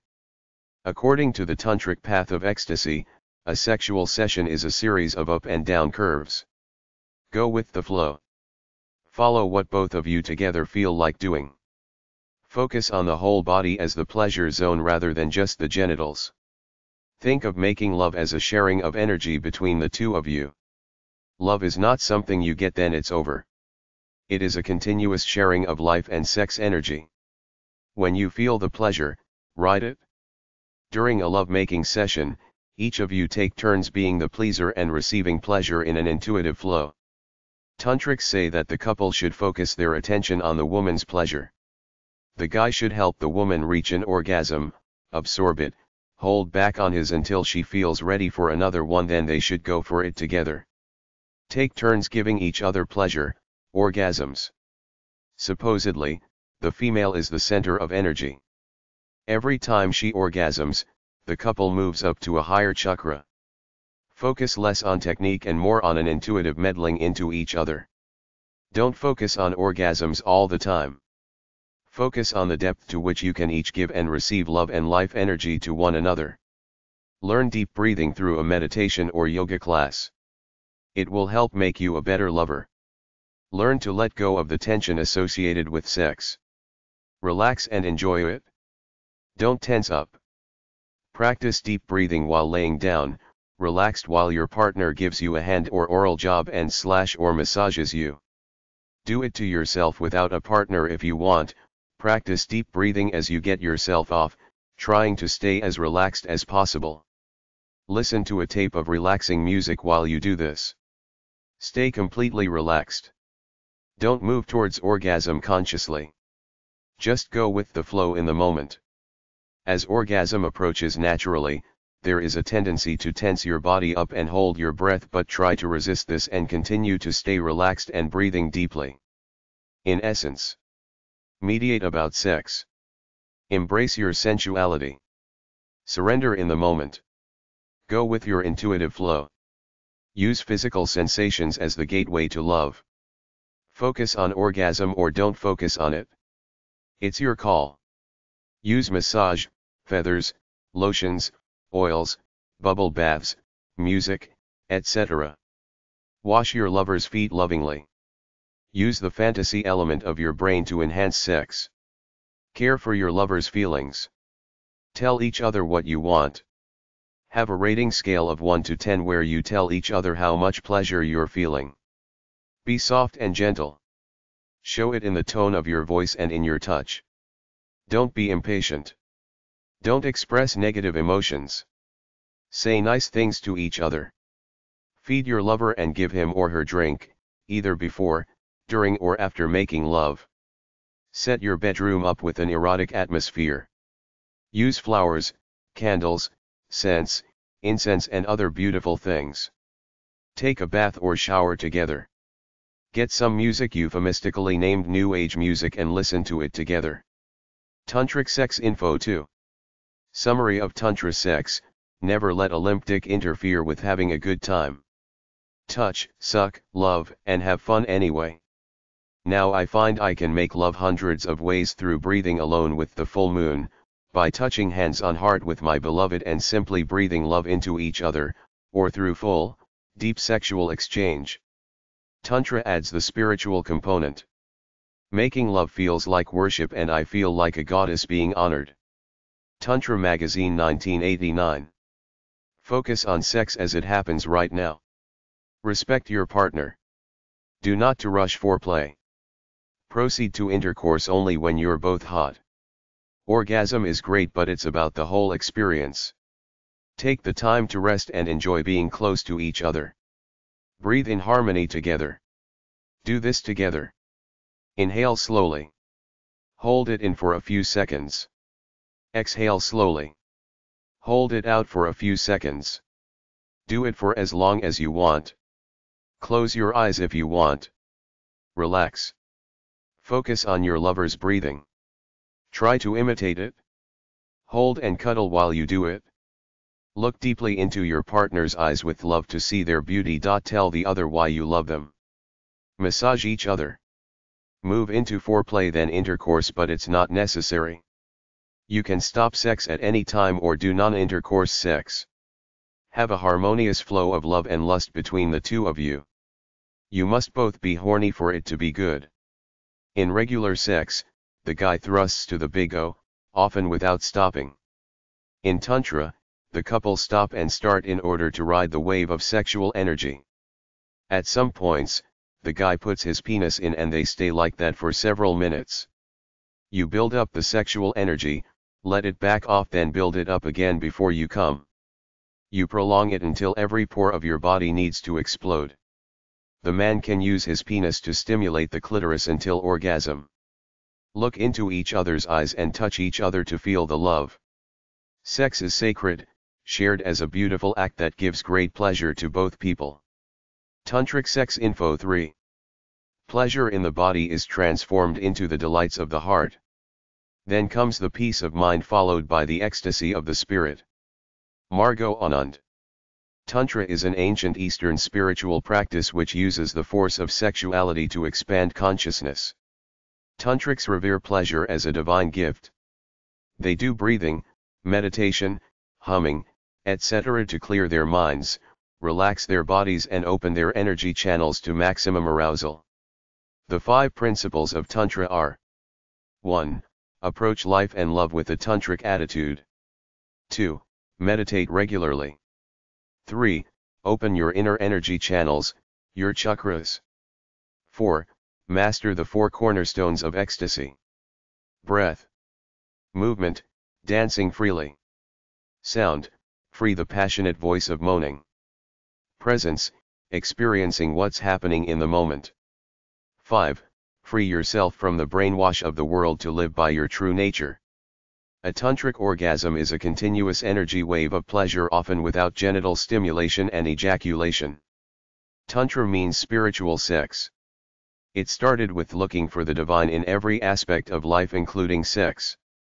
Tantra's most famous text is the Kama Sutra. Tantric moves the vital force called chi or chakras between centers of the body and between people. Tantra is similar to yoga in the sense that it has poses called asanas. The body chakras are: first, will to live; second, sexuality and creativity; third, power for achievement; fourth, openness and love; fifth, communication; sixth, intuitive understanding; seventh, spiritual awareness. The 7 chakras run from the perineum below the genitals to the crown at the top of the head. Use them to find the spiritual connection within yourself. The sex part comes when you share this spiritual essence with a lover. Tantra teaches that we are both masculine and feminine, so we should express who we really are. Breath work is breathing in harmony. As one person breathes out, his or her partner breathes in. Tantric sex moves into the Kama Sutra positions. The basic tenets of tantric sex are: 1. Take your time. 2. Focus on each other, not on genital intercourse. 3. Touch each other's bodies. 4. Be kind and loving. 5. Do breathing exercises like inhale together then exhaling together, or one inhales while the other exhales. 6. Focus on chi flowing between each other. Tantra was developed to teach the man or husband to control himself and to fulfill the law by pleasing his wife before he pleased himself. Sex with someone just for pleasure is selfish and creates negative karma. In the tantric world, a penis is a lingam. A vagina is a yoni. Orgasm is never the goal. The tantric goal is transmutation of energies into higher forms, the gentle flow of energy from the lower chakras into the higher ones. With traditional sex, you have an orgasm, release tension, and go to sleep. With tantric sex, you don't have the orgasm. You build sexual energy without having an orgasm. It eventually expands and breaks through to find new channels through the body. You break through into a new dimension. Love and harmony keep expanding. You connect with your lover in new ways. Your third eye feels empowered and cleared from negative emotions. It takes several months to get to this state. You have to keep your body healthy too with yoga, exercise, and nutrition. Tantra is the freedom to be yourself to reach higher states of consciousness. That's what they say in this free ebook I just scanned about tantric sex. I must be so brainwashed by my Western, capitalist upbringing that I can't see much beyond getting my orgasm. Of course, I'm there to please my lover when I'm not doing it to myself, but it still comes down to orgasms for both of us. They're going off on this deep tangent about getting to your higher chakras and spending 3 months before you might possibly get there. Then they talk about withholding sperm and other sex juices. I don't get it, because to me it's about shooting that missile off. That's where I stand. If you want to read the free ebook, I got it from scribd.com, but it might be at vitalcoaching.com where I think it originates from. Tantra One-Liners. I downloaded a free ebook called The Book of Secrets about one guy's interpretation of Tantra, Yoga, and Hinduism. Here are some statements from it. A deep harmony flowers between you. A human child who is brought up without love cannot learn it. He will not be able to love. If a mother is not there, and if a mother doesn't become a source of happiness, of ecstasy, then no woman can become a source of happiness and ecstasy for that child. When he becomes mature, grown up, he will not be attracted to women. Because now instinct is not functioning. A feminine mind means receptivity, total receptivity, surrender, love. A feminine receptivity means a womb-like receptivity in the inner depth, so that you can receive. Allow every cell of your body to dance, and this should be for both. The beloved is also dancing, every cell vibrating. Only then can you both meet, and then that meeting is not mental. It is a meeting of your bioenergies. Approach the sex act as if you are approaching the temple of the divine. Approach the sex act as if it is prayer, as if it is meditation. Feel the holiness of it. Be an authentic man or be an authentic woman. If you do not feel love, then say that you do not feel love. Do not pretend, do not try to show that you are loving. Be happy. And the sex act, the act of love, can be one of the deepest means through which bliss can be attained. Become loving. While caressing your lover or beloved, become the caress. Forget the ego completely, dissolve it into the act. Bliss is not concerned with anything outside, it is just a byproduct of the inner growth. Consciousness gives everyone a feeling that they are separate, and the feeling that you are separate from existence creates all the problems. Enjoy yourself, be bliss-filled. And when you are overflowing with your own bliss, that bliss will reach to other also. Every married man and woman is frustrated because they are waiting for certain things that happened in the past. Why are they not happening again? They cannot happen because you are missing the whole situation. Now you are not new, now there is no spontaneity, now love is a routine. Now everything is expected and demanded. Now love has become a duty, not a fun.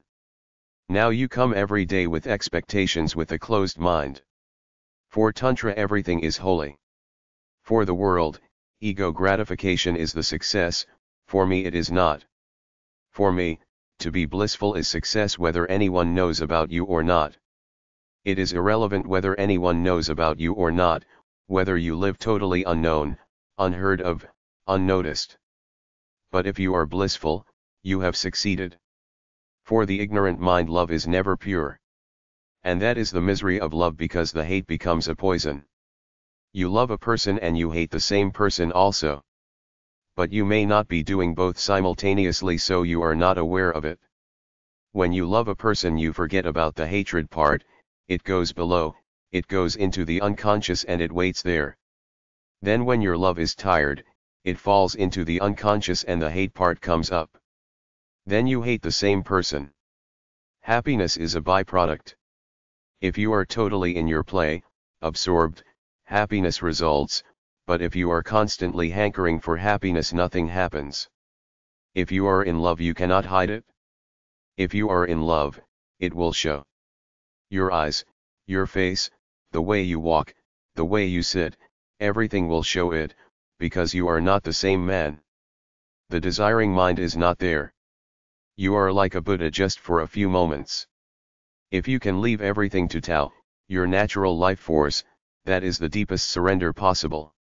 If you love someone, if you really love, his body is bound to disappear.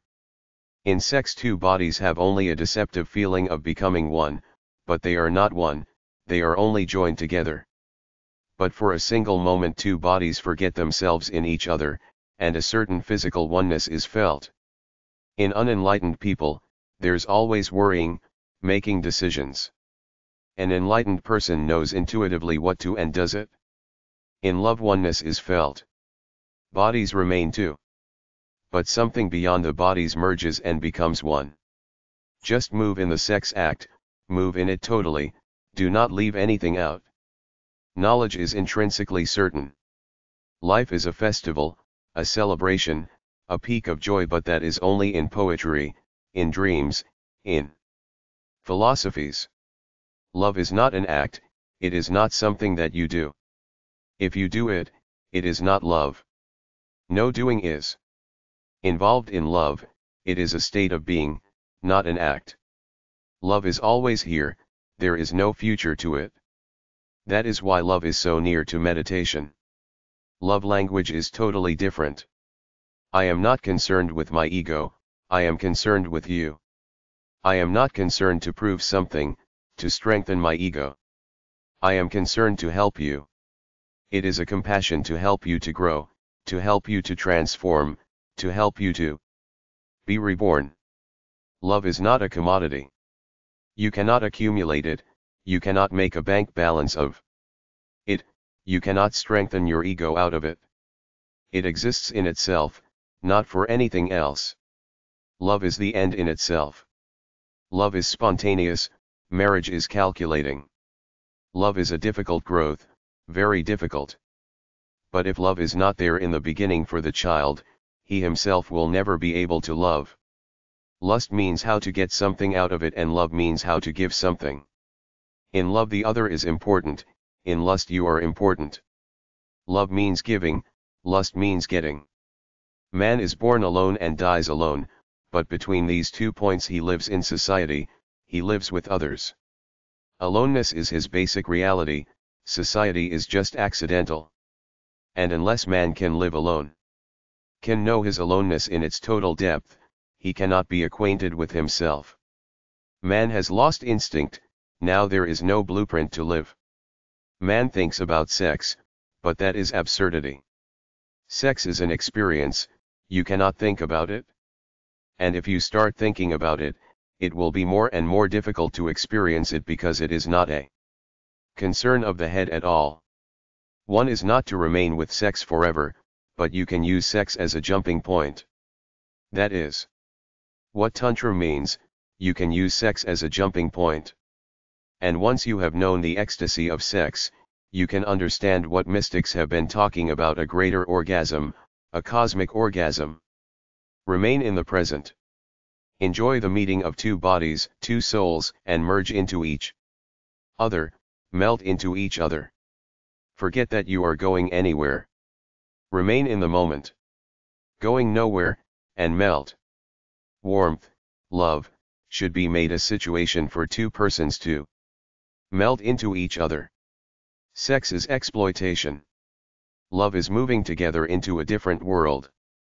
Sex is innocent energy, life flowing in you, existence alive in you.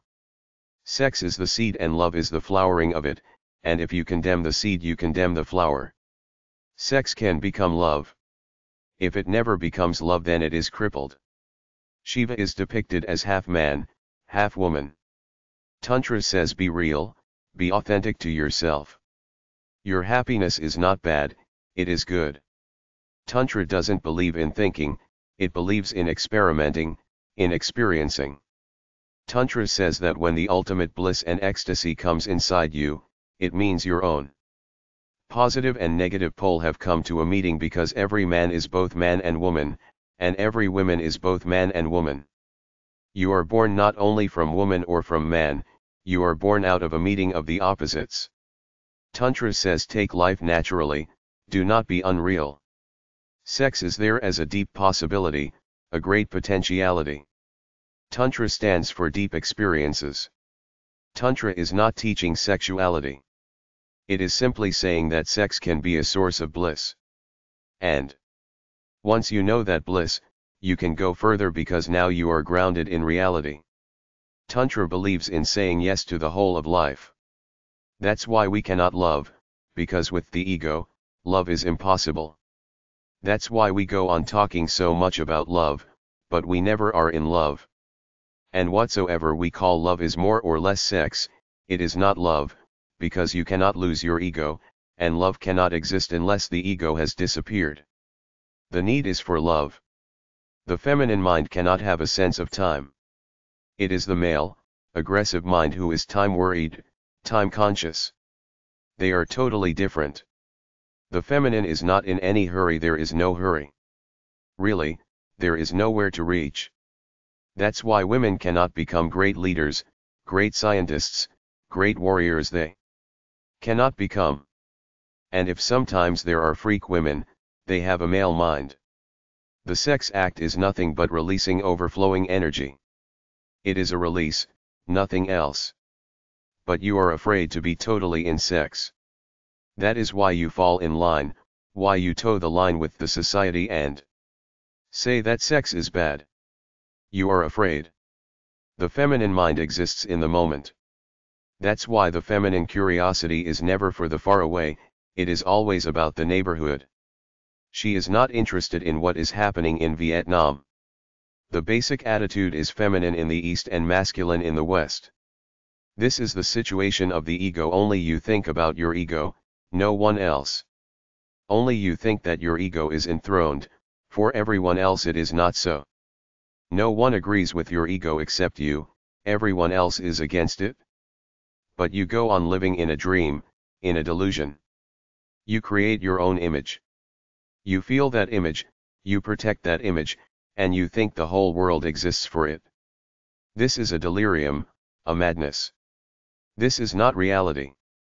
The world is not existing for you. No one is concerned with your ego, no one at all. Whether you are or you are not, it makes no difference.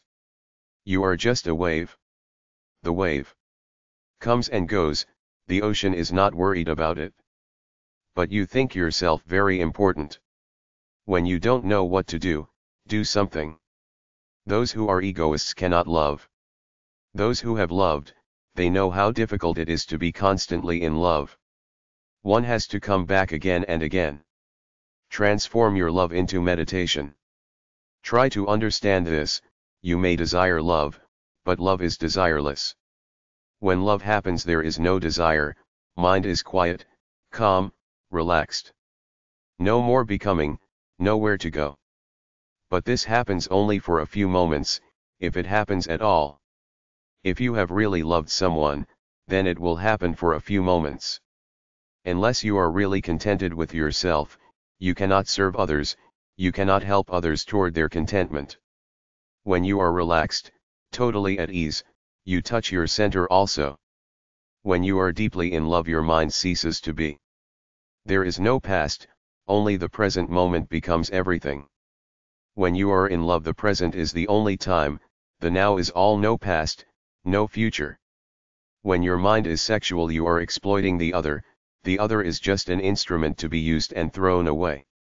When sex becomes love the other is not an instrument, the other is not to be exploited, the other is not really the other. When you are in love, you again become like children. Jesus says, only those who are like children will enter my kingdom of God. Whenever you love a person you are open to him, and just by being open, your cut, divided parts are brought together. While loving, be love. Why did you get married? To repeat those beautiful moments again and again. But when they happened you were not married, and they cannot happen in marriage because the whole situation is different. When two people meet for the first time, the whole situation is new. Their minds cannot function in it. They are so overwhelmed by it. You are partners of a deep experience, not the exploiter and the exploited. You remain in your self-centered, rooted. This is what bliss is. Your happiness creates sadness in others, your unhappiness creates happiness. This is neurosis. Your sex act is to relieve, it is just like sneezing out a good sneeze. The energy is thrown out and you are unburdened. It is destructive, it is not creative. It is good therapeutic. It helps you to be relaxed, but nothing more. The tantric sex act is basically, diametrically opposite and different. It is not to relieve, it is not to throw energy out. It is to remain in the act without ejaculation, without throwing energy out, to remain in the act merged just at the beginning part of the act, not the end part. Chapter 5. A bit of a Kuratsa book written in 1903. Introduction. The book is Kuratsa Ethics of Marriage by Alice B. Stockholm, M.D. I found this book online. As I read it, I thought, how stupid are we humans? There were enlightened people all through history. The Roaring Twenties was way open, then they shut it down. I was born in 1959. I remember watching the 1969 movie Bob and Carol, Ted and Alice. It was a very corny attempt to try to act enlightened about love and sex. Even the end was bad because they were all unhappy after all their sexual explorations. It was the conflict between monogamous love and sexual exploration. We think the people in 1903 were a bunch of bumpkins, but there have always been wise, free-thinking people. Go back 2,000 years to read Ovid's Art of Love. There are other books like the Kama Sutra and the Perfumed Garden. Here's a bit from this book. Greeting. The author's work, Toko Loki, was written from years of professional experience to meet a demand among inquiring women on subjects that deeply concern the physical life of the wife and mother. In these later years the world of thought has grown and new discoveries have been made in spiritual as well as material science. In answer to hundreds of letters of inquiry I send out this message, elucidating a theory of conjugal life, in which there is a love communion between husband and wife from which results a mastery of the physical and complete control of the fecundating power. In the familiar letter of tautology, subjects usually considered delicate in nature and difficult to handle are presented indirectly and briefly. In an early edition those interested in a wiser parentage are cited to a pamphlet written by a distinguished minister, who therein had given to the world a new and unique theory of controlling propagation. Afterwards, to my regret and the disappointment of numerous correspondents, it was discovered that the work was out of print. In later editions of tautology, alluding to methods of limiting offspring, the following paragraph occurs: by some a theory called cellular absorption is advanced. This involves intercourse without culmination. No discharge is allowed. People practicing this method claim the highest possible enjoyment, no loss of vitality and perfect control of the fecundating power. Many readers asked for further explanation. It proved that the word cellular is not found in the dictionaries but as used in this connection means pertaining to seed and is so defined in the glossary of the book. Kuratsa elucidates the above paragraph, gives a high ideal to parental functions, pleads for justice to the unborn child, teaches that the control of procreation is possible with every husband and wife, gives honor to womanhood, and, most of all, overts the prevailing ideas of baseness and degradation associated with the sexual nature. Kuratsa may be considered a supplement of tautology and, like that, does not deal with ideals but with tested theories and practical truths. They have been lived and demonstrated and are here presented to the reader as living facts. Men and women must learn the significance of the sexual relation and its possible influence upon life and character. Copulation is more than a propagative act, it is a blending of body, soul, and spirit, ennobling or degrading according to the attitude of the participants. For both husband and wife it has a function in soul development that hitherto has been prevented and perverted by the traditional uncleanness attached to this relation. According to man's edict, nature made but one mistake in the evolution of life, and that is, in the human reproductive organs. Reverse this edict, let the searchlight of truth illuminate this subject and a satisfactory solution of many social problems will be evolved.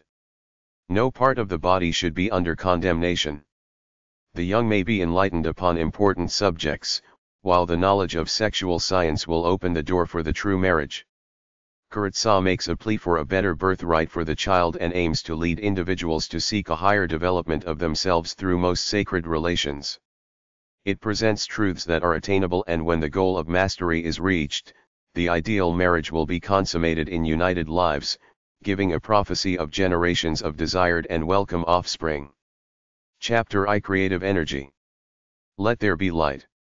Man is a trinity of spirit, soul, and body. Spirit is the source or God life of man from which all proceeds. Soul is spirit in action and embraces all that is recognized as individual, personal existence. Soul includes the intellect, the emotions, and the sensations. It is the thinking, loving, living realm of man. From the spirit through conscious training one is capable of developing unlimited forces and possibilities. Soul looks within, to the all, for life, knowledge and power which it expresses without, through the physical. As thought precedes action, so nothing can appear or manifest itself in the body that has not been conceived or thought of in the soul. Soul may recognize spirit as a governing principle, or it may look out through the senses for material manifestations, depending upon symbols only for its concept of life. Voluntarily and consciously man may choose between these two roads, the spiritual or material. In his philosophy, he may recognize and believe all power and all life is from and of the spirit, or, in his philosophy, he may attribute all development, all growth, all evolution from and through matter. In the spiritual view, recognizing the divine principle as an ever-present, active energy, as life and intelligence operating through the soul upon matter, one comes to conclusions that make all of life's problems less difficult. 3. Creative energy, expressing through the sexual nature and instinct to perpetuate life, has its origin in and is coexistent with life itself. It is the power back of all purposes and plans. It is the self-impelling force that gives the ability to do and perform. It is the origin of all activities of child life. It is the inventive genius and impelling factor of all man's handiwork, thought force of mechanics and machinery. Both the macrocosms and microcosms of the universe are expressions of the law of life, instinctively put forth by creative energy. This force operates in the multiplication of atoms, in the drawing the pollen upon the stigma, in the attraction of sperm to germ cells. It is the segregation and aggregation of all molecules of matter, founded on the duality of sex. The processes of growth and fulfillment of functions are propelled by this omnipresent energy of spirit, which is inherent in and operative through all nature. It is back of the physical life of man and other animals and expresses itself through them. Only when it comes with the strong voice of life demanding perpetuation, is it especially a manifestation of the sex nature, a fulfillment of the law of growth, development, and increase. Atoms, cells, and plants are unconscious of this life force, and animals conscious only in a small degree. Man not only has consciousness of this energy, but through his intelligence is capable of developing greater consciousness of its operation and the law governing it. He knows that he knows, and in this knowledge lies his superiority over the brutes. This recognition and knowledge makes it possible for man to train this creative potency in all life's purposes and uses. From the inception of the bud of life to its fructifying stage, he may be the master and maker of conditions. There is no karma for him that is not within his own power to mold and make, no passion to usurp authority, no desire that he may not guide and direct. The perfectness of his nature is evolved through the recognition, direction, and appropriation of the creative energy, the occult forces of life. Sexual science based upon this theory teaches that there are deeper purposes and meanings to the reproductive faculties and functions, than are generally understood and taught. In the physical union of male and female there may be a soul communion giving not only supreme happiness but in turn conducing to soul growth and development. There may also be a purpose and power in this communion, when rightly understood, not less significant than the begetting of children.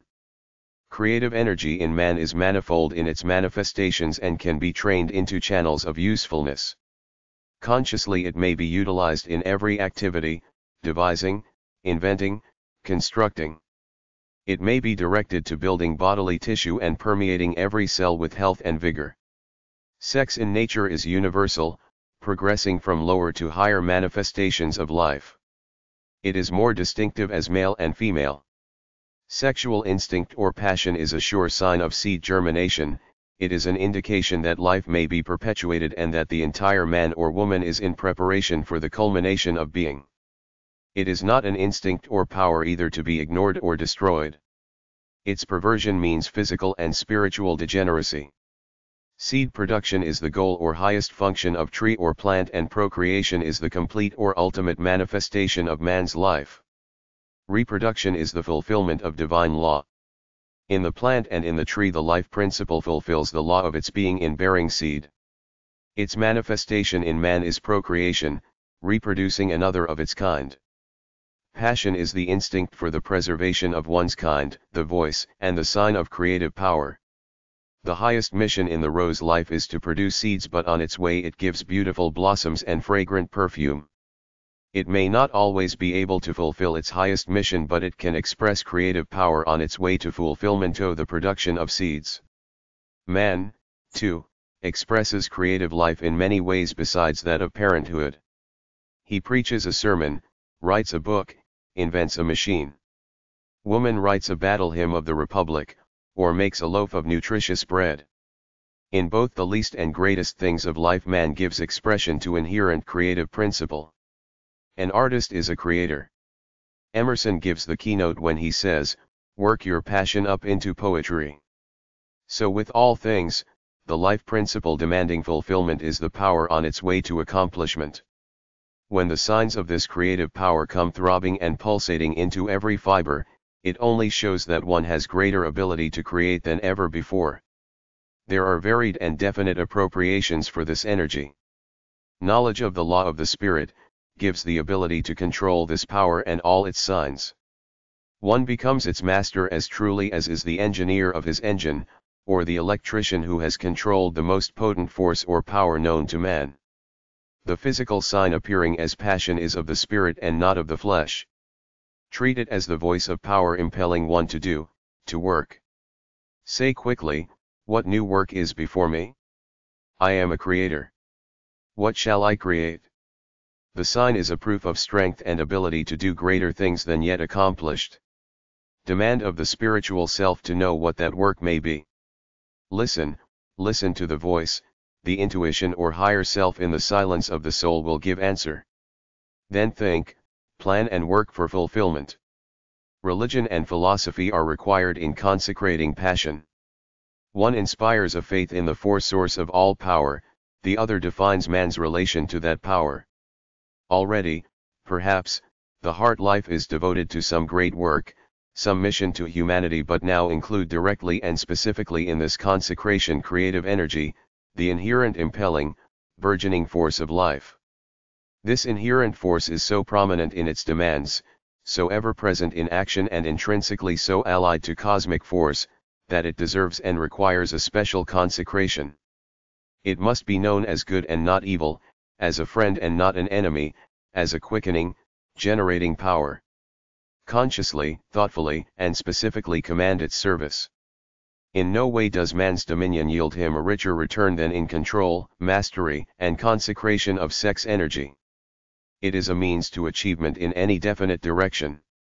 The marvel is that as consciousness of internal strength and power develops, the physical sign disappears. The peace that follows is the peace of power.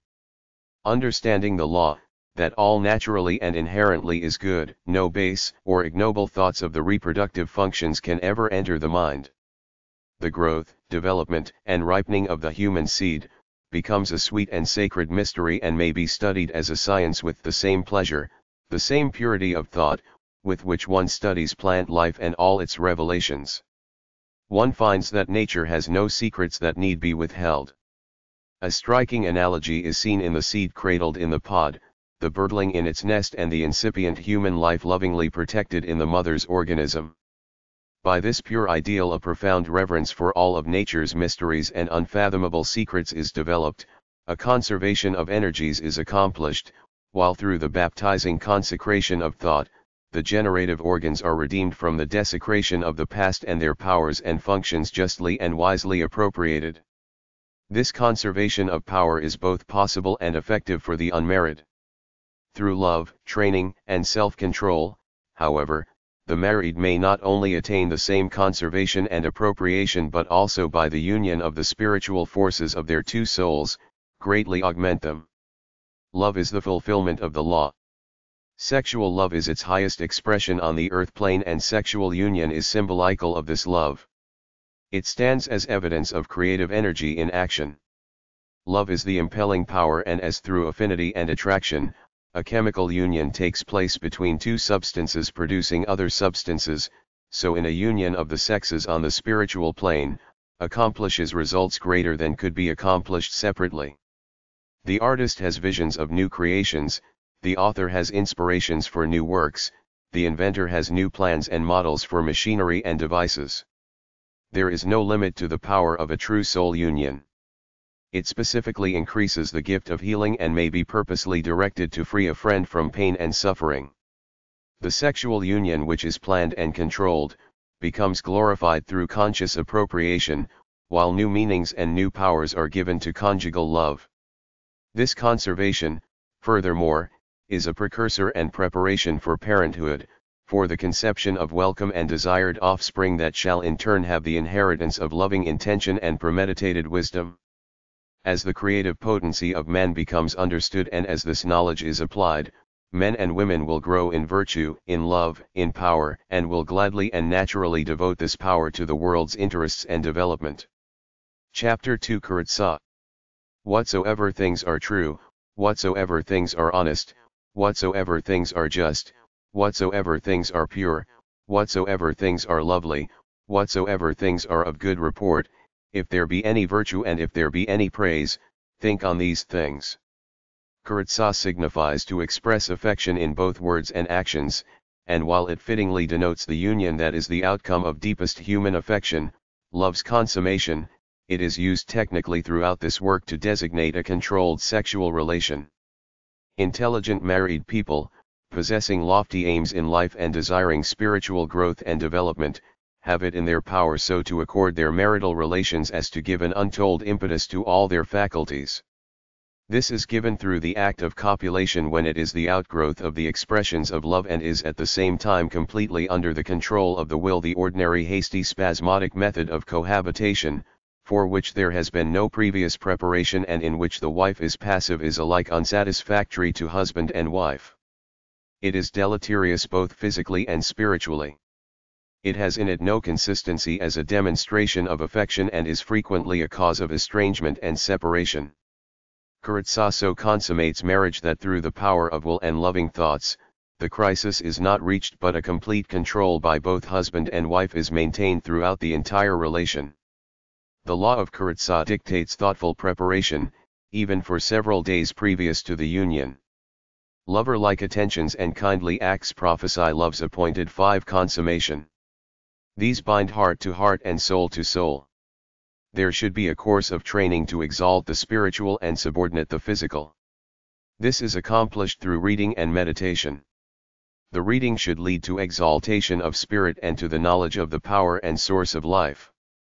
The authors chosen should be illuminated souls, such as Browning, Emerson, Carpenter. It is not easy to advise for individual cases. W.F. Evans, Henry Wood, and R.W. Trine have revealed the law of spirit and given practical helps in life's adjustment. The meditation should be an act of giving up of one's will, one's intellectual concepts, to allow free usurpation of cosmic intelligence. In obedience to law, common or finite consciousness listens to cosmic consciousness. Daily, hourly, the listening soul awakens to new ideals. At the appointed time, without fatigue of body or unrest of mind, accompany general bodily contact with expressions of endearment and affection, followed by the complete but quiet union of the sexual organs. During a lengthy period of perfect control, the whole being of each is submerged into the other and an exquisite exaltation experienced. This may be followed by a quiet motion, entirely under subordination of the will, so that the thrill of passion for either may not go beyond a pleasurable exchange. Unless procreation is desired, let the final propagative orgasm be entirely avoided. With abundant time and mutual reciprocity, the interchange becomes satisfactory and complete without emission or crisis. In the course of an hour the physical tension subsides, the spiritual exaltation increases and not uncommonly visions of a transcendent life are seen and consciousness of new powers experienced. Before and during the time there may be some devotional exercises or there may be a formula of consecration of an uplifting character in which both unite. This aids in concentration and in removing the thoughts from merely physical sensations. The following phrase has been helpful to many: we are living spiritual beings, our bodies symbolize soul union and in closest contact each receives strength to be more to each other and more to all the world. This method of consummating the marriage relation is erroneously called intokology, cellular absorption.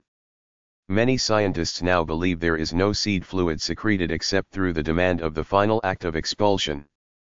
If this be true, in Kuratsa there is no seed to be absorbed, as, under the direct control of the will, the act ceases short of the seed secreting period. One writer called it male continence, but it is no more male than female continence. To secure the greatest good, the husband and wife equally conserve their forces under a wise control. Besides, continence has long been erroneously accepted as the term for abstinence of the physical relation except for procreation. Kuratsa is a symbol of the perfect union of two souls in marriage. It is the highest expression of mutual affection and gives to those practicing it revelations of strength and power. It must be experienced upon a higher plane than the merely physical and may always be made a means of spiritual unfoldment. This should be called a spiritual rather than a physical companionship. with a due reverence for the deeper meanings of the association, union, and soul development are sought rather than fleeting passional gratification.